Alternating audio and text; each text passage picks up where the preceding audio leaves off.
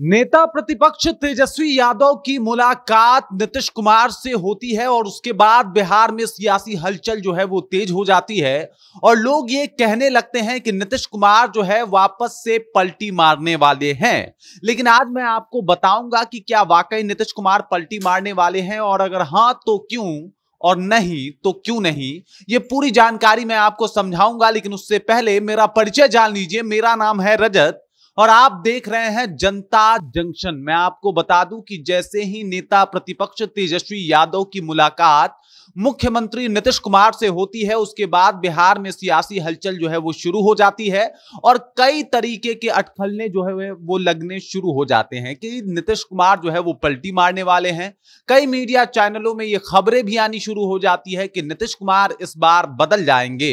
लेकिन बात यह है कि नीतीश कुमार आखिर क्यों बदलेंगे, इसके पीछे का कारण क्या है, और अगर वो नहीं बदलना चाहते तो इसके पीछे का भी कारण क्या है। क्योंकि तेजस्वी यादव तो हमेशा से सॉफ्ट रहे हैं। मतलब लोकसभा चुनाव 2024 में भी जब तेजस्वी यादव खुले मंच से अपने भाषणों को संबोधित करते थे, उस दौरान भी नीतीश कुमार के ऊपर उनका एक सॉफ्ट कॉर्नर देखने को मिलता था। लेकिन नीतीश कुमार उनके पाले में नहीं गए और नीतीश कुमार लगातार आरजेडी के ऊपर हमलावर रहे। जब भी जाते थे किसी मंच से संबोधन करते थे, यहां तक कि 15 अगस्त को जब गांधी मैदान में भी नीतीश कुमार उपस्थित थे तो लालू परिवार पे हमलावर थे और ये बता रहे थे कि लालू यादव ने किस तरीके से अपने परिवार को सिर्फ आगे बढ़ाया है, बाकी कुछ नहीं किया है।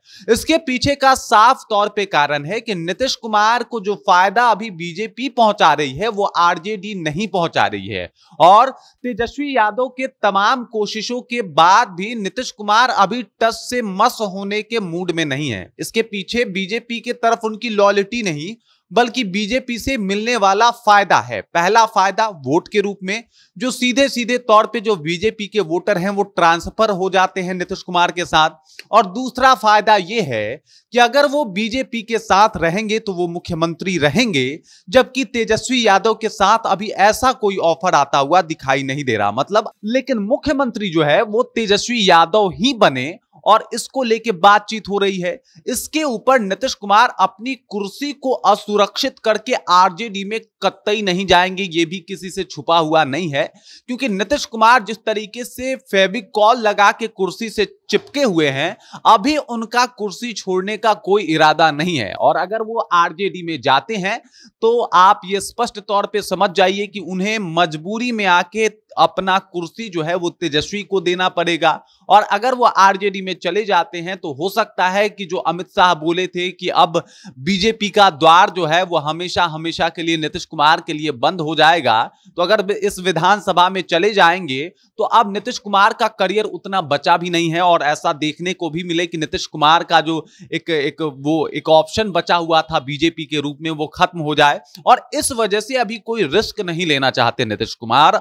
और तेजस्वी यादव के तमाम प्रयासों के बावजूद भी नीतीश कुमार टस से मस होने का नाम नहीं ले रहे, क्योंकि वो मुख्यमंत्री तभी बने रहेंगे जब वो बीजेपी के साथ रहेंगे। और बीजेपी ने इस बात का अनाउंस भी कर दिया है। मतलब लोकसभा चुनाव 2024 जैसे ही बीता और जैसे ही अपने 12 सांसदों के साथ नीतीश कुमार एक्टिव मोड में दिखाई दिए और लगा कि भाई इनके पास तो अब बढ़त आ गई है, उसी वक्त बीजेपी ने यह कह दिया कि हम बिहार में विधानसभा का चुनाव जो है वो नीतीश कुमार के नेतृत्व में लड़ेंगे। लेकिन आरजेडी की तरफ से ऐसा ऑफर नहीं है।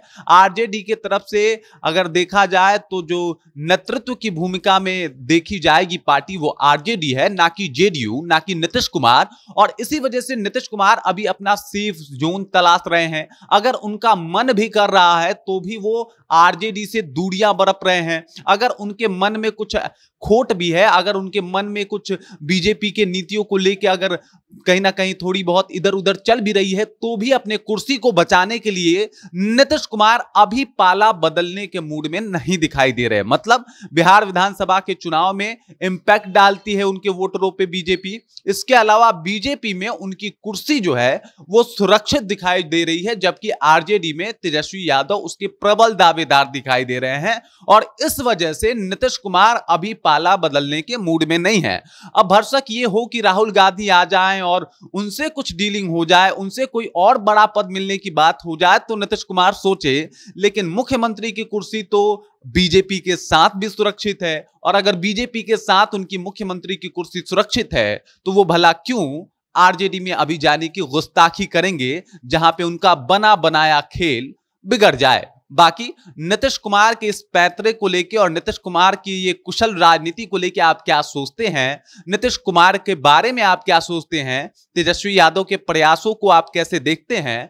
कृपया कमेंट कीजिए और अपना विचार हम तक पहुंचा दीजिए। बाकी आप देख रहे हैं जनता जंक्शन और मेरा नाम रजत है।